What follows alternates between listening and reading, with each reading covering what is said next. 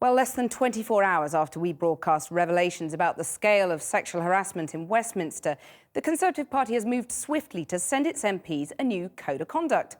It's been drawn up by the Conservative Chief Whip, Sir George Young, who describes it as a basic statement of what should be best practice in the workplace. But not a single MP will be obliged to sign up to it. And parliamentary staff will be able to access it only if the politician they work for has adopted it. So, as I've been hearing further claims about harassment and bullying, will a voluntary code make any difference? David Cameron was in Wales today praising enterprising staff at a furniture factory. But it's the treatment of parliamentary staff by Tory MPs that's coming under scrutiny after this programme's revelations about sexual harassment last night.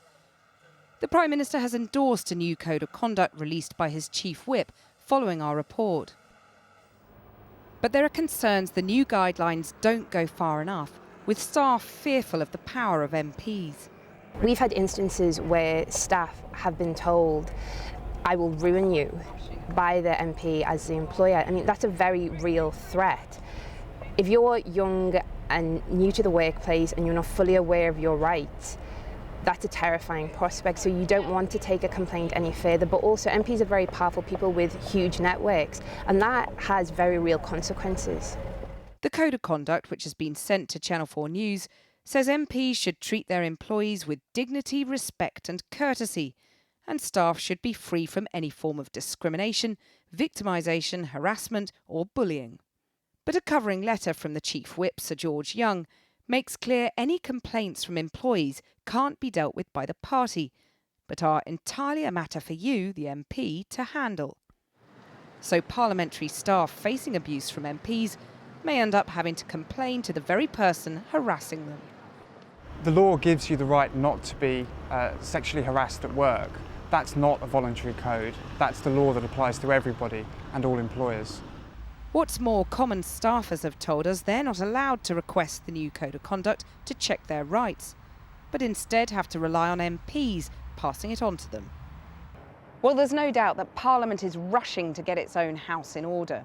I understand the Cross-Party Standards Committee will meet later this month to agree a new respect policy to apply to MPs and Commons employees.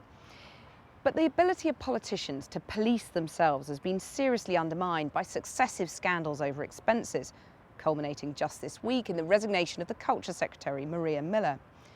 So now many victims of sexual harassment are rather doubtful that MPs are capable of marking their own copybook on this too. When I had left and moved to my new job... Last night we broadcast an investigation based on interviews with 70 men and women working in Westminster from across the political spectrum. The MP suggested we go to the toilets at about 1 a.m. More men than women said they'd experienced sexual harassment. 40% of men said they'd had unwanted sexual advances. And tonight we reveal testimony from further victims. He just touched my bum and put his fingers at the top of my pants. I didn't report it, as a lot of people were there to witness it. I just put it down to the Westminster bubble. I know there are people who've slept with people to get a job. Nobody else speaks out against these things because you don't want to be seen as stepping out of line. You don't want to be disloyal or embarrass the party.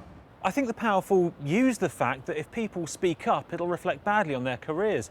No one complains. It's just crap. It's just part of the culture. You just become numb to it and accept it. People are flattered by the attention from MPs.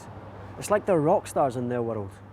Following our investigation, the Director of Public Prosecutions is urging all those who have experienced harassment in Westminster to report it to the police. If people feel that they have been subject to assaults, then they should think about whether they need to go to the police, and we will support them through that process.